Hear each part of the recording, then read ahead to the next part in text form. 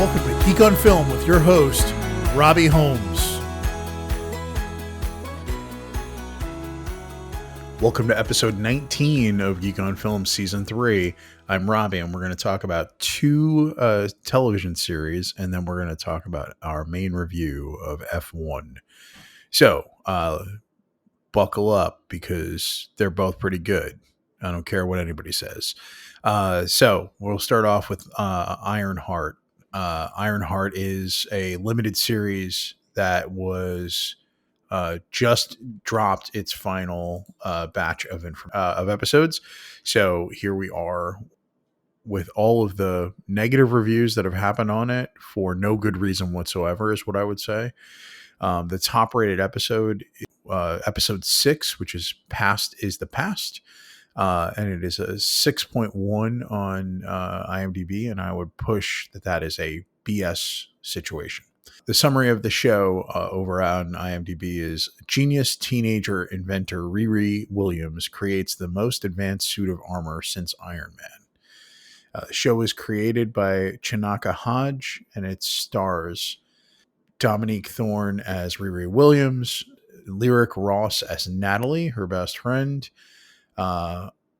Angie White as Ronnie Williams, her mother, and then we start moving into other characters, but I think Anthony Ramos as Parker Robbins, who is the Hood. If you've read any comic books, he's a character I really liked. It's this mixture of earthly body and magical prowess because of the Hood, and in the comic books, that Hood is powered by Dormammu. We've already seen in this universe who has been fighting with Doctor Strange. Parker has a crew of people that work for and with him. That includes some amazing characters. You've got Eric Andre playing Rampage. You've got Sonia Denise playing Clown. You've got Jaren Merrill playing Slug, which has also caused some chaos because apparently they were on RuPaul's Drag Race or something like that.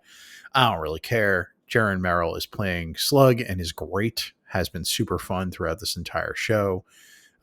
Joe Terakis is playing Jerry, and Sharika Baria is playing Roz, and they are the blood siblings or something like that. I got to see Joe in Talk to Me last year, and he was pretty great. You've got Manny Montana playing Cousin John, who is Anthony Ramos's Parker Robbins' cousin throughout the whole thing. It's a lot of characters, but it took a while to set up and get us there. But the story is of Riri Williams creating the Ironheart suit based on the fact that she's a genius and that her best friend and her father were killed in a drive-by. And her reasoning the whole time of the show is that she created the suit because she could. And eventually we get to, I think it was episode 4, where she's in serious trouble, or 5. And her mother's been asked her a couple of times. We've heard a couple of people ask her. So you get this like nice cycle of her always being flippant about it. And eventually her mother says, why? And she's like, because I could. And she's like, no, really, why? And she says, the day that Dad and Natalie died, I wasn't able to do anything. I froze. If I had the suit, I would have been able to stop it. And that's a really motivating and moving way to have the character create the suit and why the suit matters. There's a really cool and fun moment where she is creating an AI based on her brain. I'm not exactly sure the science, but when that AI is created, it is her friend Natalie who has become the character, which I think is really cool. Very, very sweet, very chaotic, but her AI is now infused with the personality of her best friend, looks like her best friend. All she really wants is her best friend back, and I think the performance is great. I think Lyric is unbelievable as this like pop of excitement and care and empathy, and I think there's so much good here. I think there's an awful lot of people who were down on this show for all of the wrong reasons. And it really annoys me. I had such a good time with this show. all the way up to the end. There were moments I was in tears. Took a long time to get there. I think episode 4 and 5 were the ones that finally got to me. I feel like 1, 2, and 3 were a little bit missing the mark. It didn't feel like it was aligning. I think there's been a lot of criticism of Anthony Ramos as Parker Robbins. I think that final 2 episodes, I can see why he was cast. I think that he is starting to feel the part. I think people were complaining that he didn't look the part or that he wasn't the right actor or all these dumb things. And I think he's a good actor. And I think by the end we saw why. And of course, Natalie's brother Xavier is in this, and that is someone that Riri is attracted to. And you can feel this throughout the entire show. So there's all kinds of emotional stakes, and it doesn't feel put on, doesn't feel like it was stressed. I think the last piece I would say is spoilers. So big spoilers here. If you plan on watching this or care about this show in any way, shape, or form, and you haven't watched it yet, definitely skip forward like a minute or so. We find out that the hood was given to Parker Robbins after meeting with a mysterious character who says he will help him, give him all the tools to allow him to do the things that he wants and get what he wants out of this world. And Parker talks about becoming sort of rich, like greasy, gross rich. That character, after Riri defeats Parker and takes the hood, appears when Riri's leaving through the pizzeria that's downstairs from the hood's lair. And we finally get real scene with a character played by Sacha Baron Cohen. And she asks if the hood is powered by Dormammu, and the character laughs and says, "Oh, I should have introduced myself. I have lots of names, but you can call me Mephisto." And then he is circling a teacup or a coffee cup with a spoon, and as he pulls the spoon out, in the reflection, you can see the comic book accurate Mephisto is actually sitting there. This is all just a ruse and an illusion. The finale of this episode is, Mephisto offering Riri whatever she wants. He just wants to work with her, and he's putting visions in her head of a future where she could have Natalie back, basically. And the show ends with us seeing this similar scarification that was happening to Parker while he wore the hood, starting to happen on Riri's arm in her visions. And that's how the show ends. So we're, I think, supposed to believe that she gave in and allowed Mephisto to bring her into the fold. I really like this show a lot. I think it is significantly better than it has been treated online. It's currently at 3.9 on IMDb as a show, which is insane. This is not perfect, but it is a very emotional, very smart, very well created show. And I liked it a lot. And I think if you have any interest in the Marvel ecosystem, you should be watching this show. All right. We're going to pause there and move on to The Bear season 4. So in The Bear season 4, I think there's a lot of complaints about the first. Well, season 3 had a bunch of haters, so a lot of people who were really frustrated by the show. And I think that I was one of the people who felt like there was a lot of table setting happening. Season 3 felt like an awful lot of table setting to me. But I think in the end, we got closer. We got to the point where things felt like it was starting to come together. Season 4 started, and we have episode number 1, which is Groundhogs. Synopsis of that episode is "Today looks like yesterday."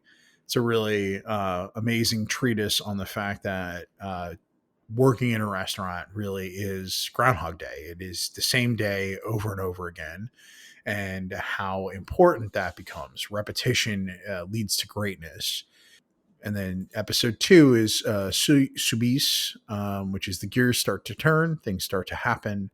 We start to see what the restaurant could be, in my opinion. And things are starting to move forward for the show. I feel the momentum starting to build. And then Carmi has been creating this chaos menu over and over again, and where he's changing everything that's happening. And every day it's putting a challenge on the staff. It's putting a challenge on the stock. It's messing with all their orders. Everybody has to learn a new menu every day. It includes all the wait staff and includes the sommelier trying to pair these meals, and it's really well executed. I think it's showing us the chaos that is what Carmi brings to the table for this show. Third episode is Scallop. The subtitle in this episode is just Opportunity. I think we end up in a situation where we've seen Sydney's character, Io Edeberry, be offered the opportunity to be the head chef in a new restaurant that is going to open, and she gets to create it. And it's an offer that she's been given, that we've seen happen in the background, where she could be the head chef of a brand new restaurant. And I think that's pretty cool, but it's also means she would have to walk away from this family, which she's slowly realizing is happening. Like, these are the people that she is alongside, and every day is a part of her world, and she's become a part of the bear.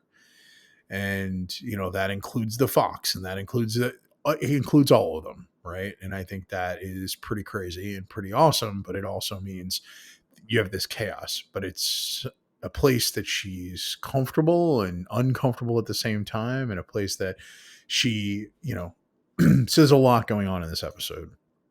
I think the fact that it is called Scallop is because they have been running out of ingredients, and they're down to they had, every dish had 4 to 5 ingredients and components, and they can't afford that anymore because of the way that things have gone in the restaurant. The chaos menu has really thrown everything into a mess. And Sydney creates a scallop with 2 ingredients, and it's just a simple, beautifully cooked scallop. And it's a really amazing episode, and I think it's going to be an important piece of the history of the show. Then we are on to episode 5, and that is Replicants. The team resets. This is where everything starts to come back together a little bit, and you see, I've heard people complain about this being the episode where Carmi, Jeremy Allen White's character, goes off to the museum, and he's trying to get inspiration. He's trying to figure it all out. This episode is really good. I think it's an unbelievably well put together episode. You get this sort of like everything is starting to come back together. We're getting the chaos menu is gone. He's limited everything down. He's creating a more stable environment for everybody. And then we're into episode 6, which is Sophie. We spend some time with Sugar Bear, Natalie Brisanto coming in with the baby finally that she had, and everybody getting a chance to hold the baby. The Fox are intrigued. Carmi is ignoring it. Richie's holding the baby. Sydney holds the baby. Everybody's holding the baby except for Carmi, and she eventually hands Carmi the baby. But this is a really important episode. They're getting down the wire. They are running out of money on their umbrella.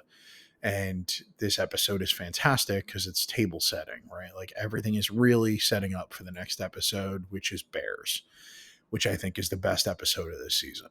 A lot of times the best episode of The Bear is an episode where chaos ensues. This is a very long episode. It was 1 hour and 10 minutes. It is written by Joanna Callow, Christopher Storer, and Catherine Shatina, and it is directed by Christopher Storer, the showrunner and creator.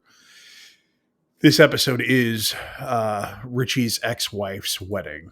This is where Tiffany, played by Jillian Jacobs, is marrying Frank, the stepfather to Richie's daughter. And we finally see that Frank is played by Josh Hartnett. It's a really great role. He's pretty amazing in this. and everybody's there. It is an important episode. These episodes where everybody comes back and everybody is a part of the world that they've already brought in. We finally see who Francine Fack is, and that's Brie Larson. And there's something between her and Natalie Sugar Bear, and there's anger and chaos and frustration and madness, and they're yelling at each other the whole time. And it's so well done. It's so smart, but it's just bluster. They love one another. And in the end, we have Eva, Richie's daughter, and she's been suggested that she dance with Frank as like a father daughter dance.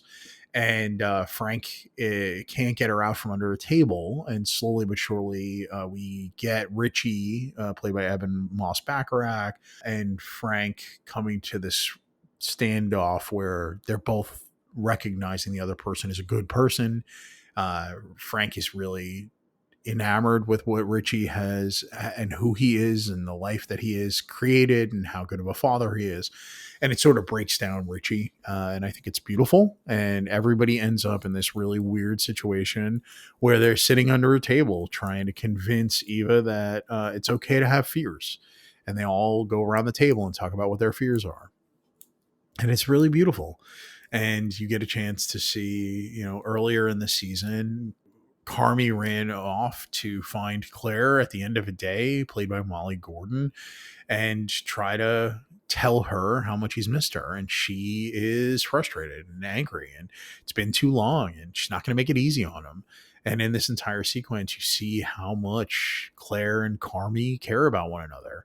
He ends up joining them under the table, and Claire has been one of the people who's been talking to Eva to sort of help her find a way to get over her fear. And it's beautiful. The entire episode sort of culminates with Teddy Fack, played by Ricky Staffrey, and the rest of the Fack crew, right? You've got Brie Larson under there as Francine. You've got Maddie Matheson as Neil Fack, and there's like 20 people under the table, and they take a big selfie. And it is a picture that is sent out at the end of the episode to somebody on their phone, and it just says Bears. It's beautiful.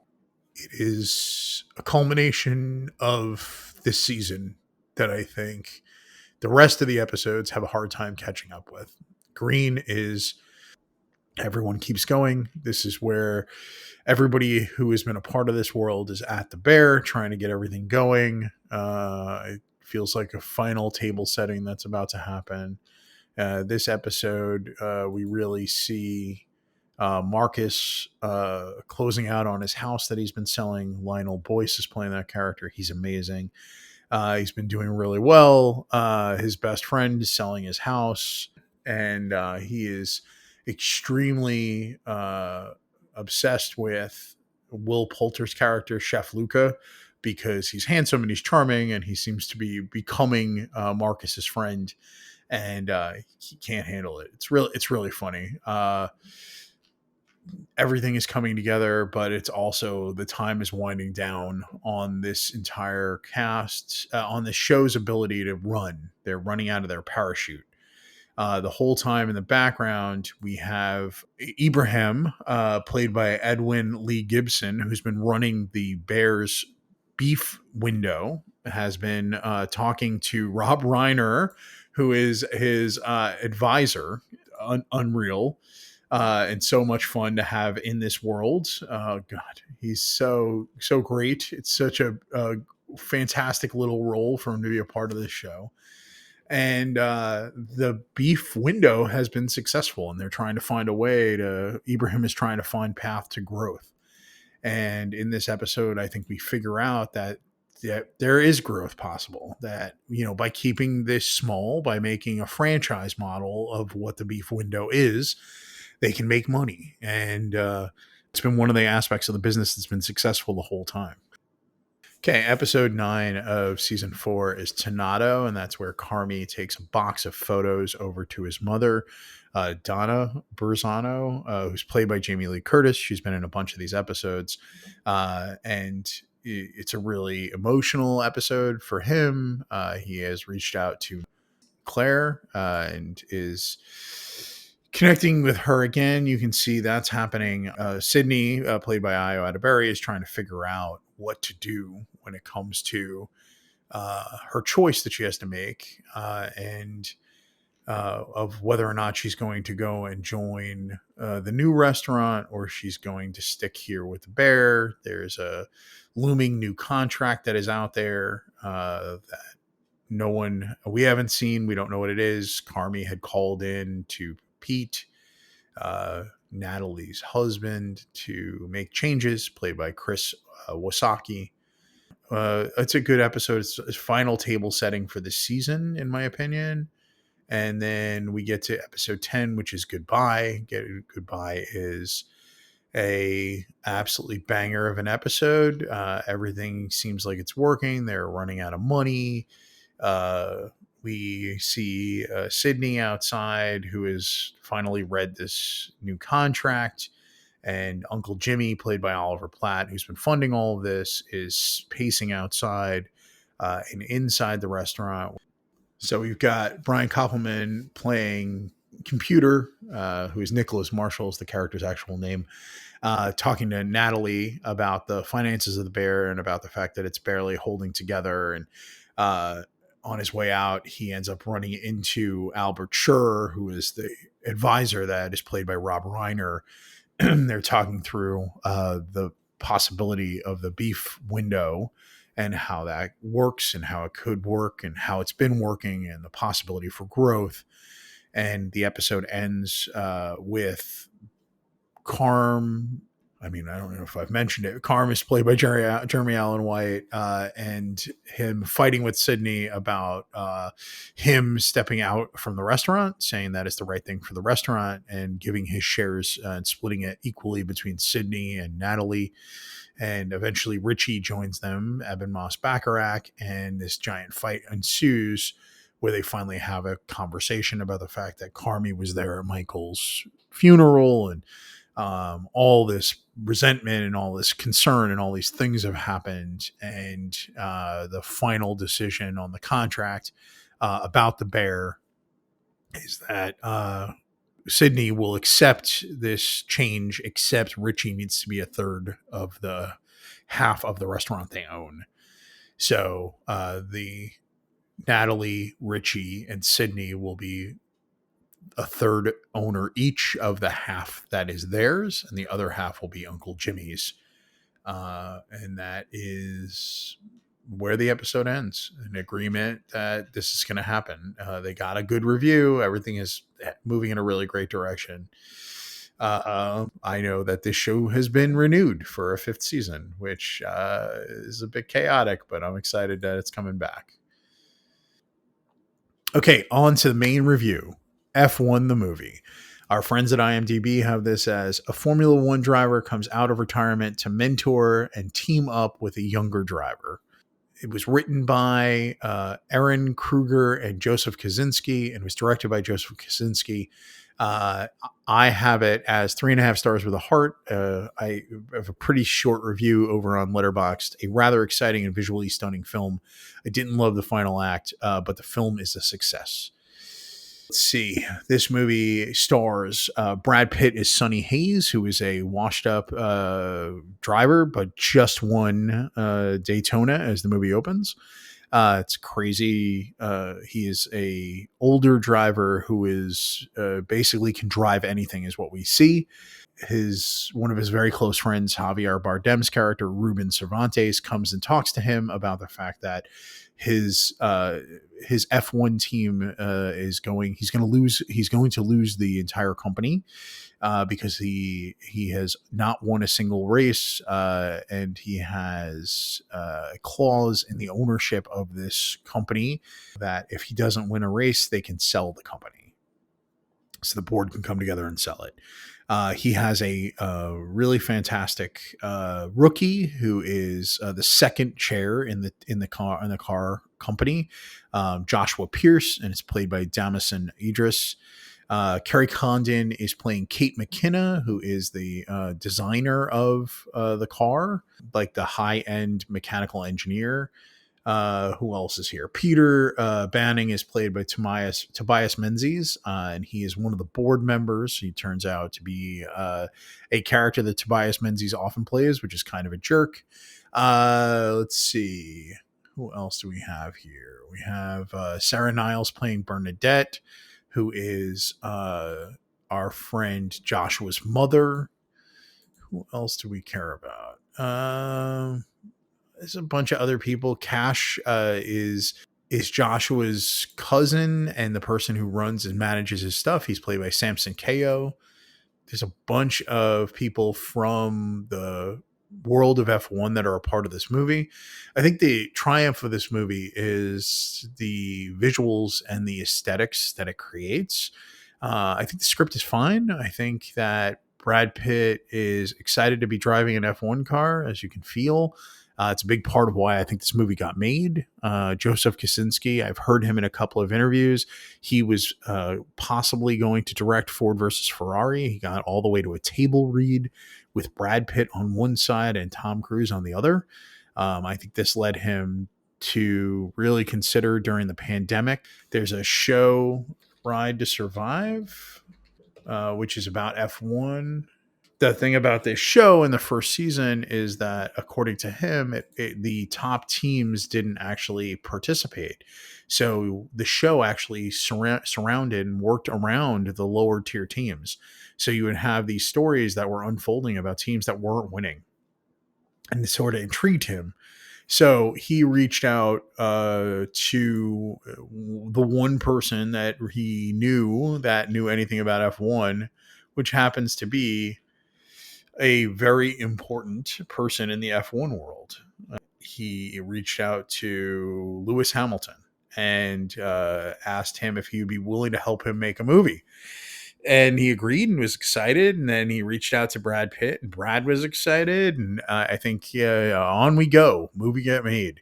During the process of filming this movie, his director of cinematography, who also worked with him on Top Gun Maverick, went and worked with Sony to create these new cameras that are absolutely unbelievable. So that's Claudio Miranda.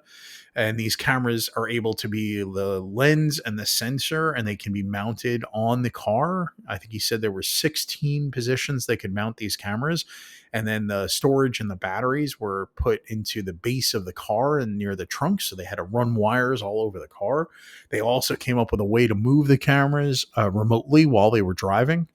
So I think what we're seeing is probably the future of how racing is going to be captured in the real world. I can't imagine that we're not going to end up in a position where maybe F1 as an organization says that every single F1 car has to have one of these cameras mounted on it. So that way there's an equal distribution of weight. So there's no win or lose based on who has to have it. I could see that becoming a part of this world. And then I think on the cars where this isn't as important, like the weight isn't as important, I think it's going to be a guarantee that these cameras will be everywhere. It's unreal. I think the cinematography they create, what is done here is unbelievable. During the Daytona sequence, I think we had Led Zeppelin's Whole Lotta Love being played while the winning of this race happens. And then it cuts to a slow-mo with fireworks going off and this Daytona car going through the world. It's just unbelievably beautiful. Someone made the joke that this is the ultimate dadcore movie. This is the kind of film that I feel like the stereotypical your dad loves racing and war movies. This is the movie that was sort of made in a lab for him. My friend John, who used to be a big partner of mine, hey John, of on this podcast, we were texting back and forth about this, and one of the things he said was he had heard a critic say that the poster looks like it is Brad Pitt the movie. It's great. Brad is unbelievable in this movie. I think he has moments where he gives a really good like emotional speech and he feels like he's a part of it. I think a big part of this movie is really just, I'm Brad Pitt. I look amazing. I am unflappable. I can drive anything. I love to drive cars. And because of that, I'm happy to be here. And the one woman we've seen him interact with in this movie is Carrie Condon's character, Kate McKenna, who I really like as an actress, and it just seems like there's this inevitability that Kate is going to fall for Sonny. I mean, I get it, but it's also funny that that is sort of the one woman on this crew that is a part of this world. I think Javier Bardem was born to play Ruben Cervantes. He looks like he belongs in this world. He looks like $1,000,000. He sounds like $1,000,000. It's fun. It's not the worst movie ever made. It's not the best movie ever made, but boy, is it a serviceable summer blockbuster that you can just sort of sit back and be like, good Lord, this movie is gorgeous. And I think Damson Idris as Joshua Pierce is really good as a foil to the way that Brad Pitt plays Sonny Hayes. He's sort of young buck. He's really connected into the world. He cares about his social media presence. And I think, it's really a great coming of age sort of person is learning how to be the best version of themselves. It's a fun movie. It's a pretty traditional, sports film. It's shot well, and I think that's all you can ask for. All right, I'm going to leave it there. Thank you so much for sticking around. Please rate and review, interact with me, comment, tell me I'm right or wrong. Find me, Robbie the Geek, everywhere online, geekonfilm.com and geekonfilm.com, pretty much everywhere. Pretty sure the next film is going to be a disappointment. I'm not sure which one it's going to be yet. It's either going to be a sequel to a robot we all fell in love with, or a sequel to one of the best films of all time that is going to disappoint me. So we'll see. I look forward to talking to you again soon. Have a good day. Go see some movies. Bye. This has been a Geek on Film podcast. Thanks for joining us. See you next time.